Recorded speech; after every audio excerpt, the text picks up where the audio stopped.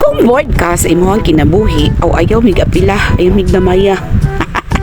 Bored pod mi, pero mangita mig pamaagi nga maundang among boredom. Abi pa lang daghan kay tag kwarta. Kay dili daw mahalata sa among mga naong nga wa mi kwarta. Kay sa lawas man daw na tan-awon. Sos, kung lawas lang ang hisgutan, ingnon yun mig dato oy milyonaryo pa.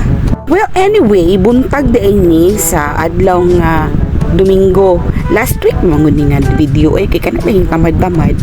Dugay kay maka voice over, hagway ragi pang compile ang video pero wa naka voice over pero bahala na ni. Og depende na pud ni sa mga naminaw og nagtanaw.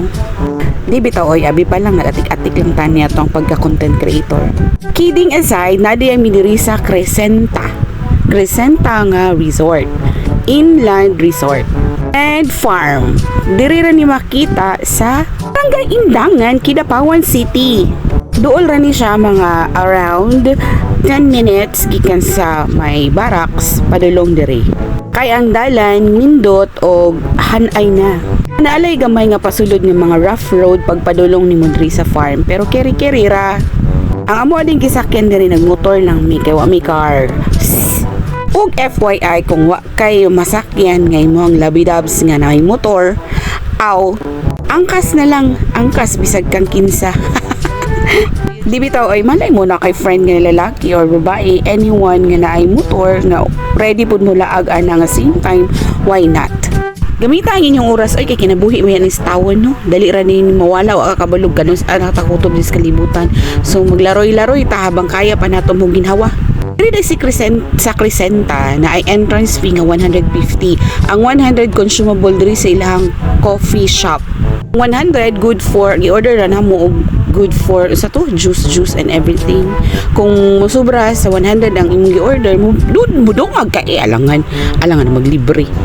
Happy kay ka og gilibrehon ka unsa ka special. Ay nako, daghan pong mga tawo nga nanganhi dinhi, of course kay try nila kung unsa gyud ning lugar, unsay makita diri ug unsay ma-offer ani nga place for us. O mo na akong gi-order green apple juice worth 100 pesos ha. 50 pesos maadto sa entrance fee, ang 100 consumable sa ilang coffee shop or sa ilang murag kantin. Ang gi-order day ni Bimar kay lychee, ang ako kay green apple. Wa tay laing mahimo kay content creator man ta magsige tag pusing-pusing, feeling gwapa, feeling sexy pero di good, feeling lang. Pero problema na sa naminaw og di ganahan. Ayaw i-follow alangan mo man kun mugos. Maldita har lang po ng atong content creator karon oy. Ang voice over mo radyo kinsang sikata. Pero well, anyway, so ako ani i-flex ang ako ang kaning outfit for today's video. Natay backless din ha nga kanang murag unsa na basta na ukay ra nako tuog worth 20 pesos. Di ba? Okay ra kayo.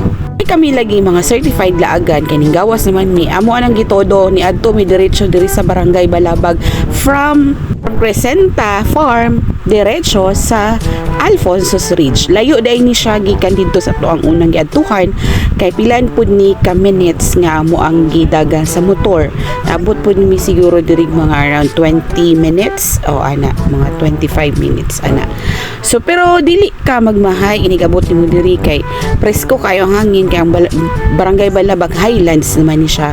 So makita nimo na yung mga overlooking din hiyo. Napod sila pa infinity pool mo na amazing kayo. Kaso wala pa lang na siya nahuman kay ano kayo obviously nga bago pa lang gid kayo siya bago lang kayo siya gihimo no. Ang ibabaw day ani restaurant. Okay. Sa mga Dizons daw ni ang mga owner ani. So shout out sa mga owner basin dia day balik na muna na may libre nga drinks. Haha. Kay mo balik ba ya daw mi din hino. Na ay mga creation ang Ginoo nga gwapo kayo no. Makita lagi nimo makaingon jud ka wow amazing char. Amazing ang place. Kidapawan City. Ikaw na lang mag-city of Kidapawan kung wa kay Highland Spring, Highland, di ba?